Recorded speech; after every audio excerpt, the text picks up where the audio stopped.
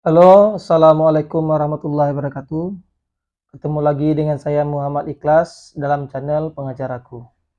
Kali ini kita akan membahas bagaimana cara untuk mendapatkan bantuan hukum secara cuma-cuma atau berperkara dan beracara secara cuma-cuma di pengadilan agama untuk kasus perceraian.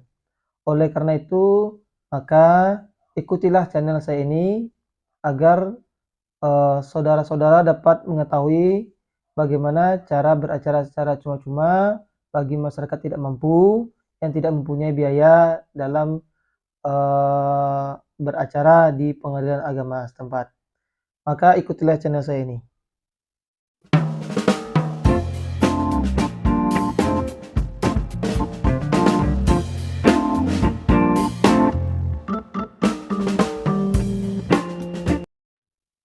Baiklah, prosedur beracara secara cuma-cuma untuk mendapatkan biaya dari negara untuk beracara di pengadilan agama itu diatur dalam Peraturan Mahkamah Agung Nomor 1 Tahun 2014 mengenai pedoman pelayanan bantuan hukum secara cuma-cuma bagi masyarakat tidak mampu. Oleh karena itu, maka bagi saudara-saudara yang ingin mengajukan gugatan perceraian ke pengadilan agama dan tidak mempunyai biaya, maka saudara-saudara dapat melengkapi syarat-syarat yang ditentukan dalam Peraturan Mahkamah Agung Nomor 1 Tahun 2014 tersebut. Adapun syarat-syarat bagi rekan-rekan atau saudara-saudara yang ingin berperkara di pengadilan agama tapi tidak mempunyai biaya, yang pertama yaitu saudara harus mengurus surat keterangan tidak mampu dari kelurahan setempat yang diketahui oleh camat. Jadi surat keterangan tidak mampu itu dibuat oleh kelurahan dan lembaran tadi yang telah dicap dan distempel oleh kelurahan itu distempel juga oleh kantor camat setempat. Yang kedua yaitu bukti bantuan sosial dari pemerintah. Contohnya di sini bukti bantuan sosial itu bantuan langsung tunai atau BLT, raskin,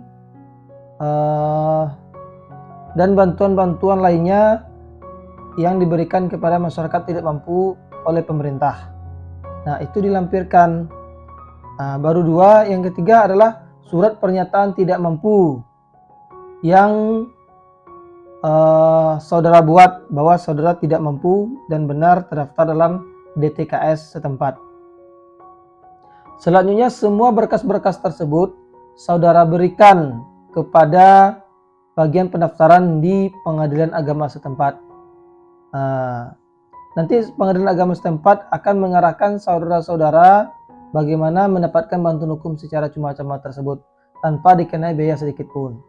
Nah, adapun mengenai gugatannya, apabila saudara mempunyai pengacara, maka saran saya apabila saudara ingin beracara didampingi dengan pengacara tapi tidak mempunyai biaya, maka saudara-saudara dapat mendatangi lembaga bantuan hukum setempat yang terakreditasi di Kementerian Hukum dan HAM.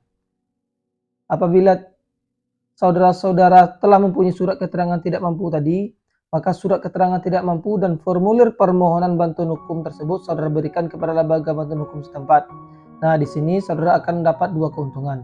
Yang pertama, saudara akan mendapatkan bantuan hukum secara cuma-cuma dari lembaga bantuan hukum setempat dengan dilampirkan surat keterangan tidak mampu dan formulir permohonan bantuan hukum dan bukti bantuan sosial dari pemerintah. Yang kedua, saudara juga beracara di pengadilan agama tidak dikenai biaya dengan dilampiri surat keterangan tidak mampu tadi, surat pernyataan tidak mampu, surat bukti mendapatkan bantuan sosial dari pemerintah.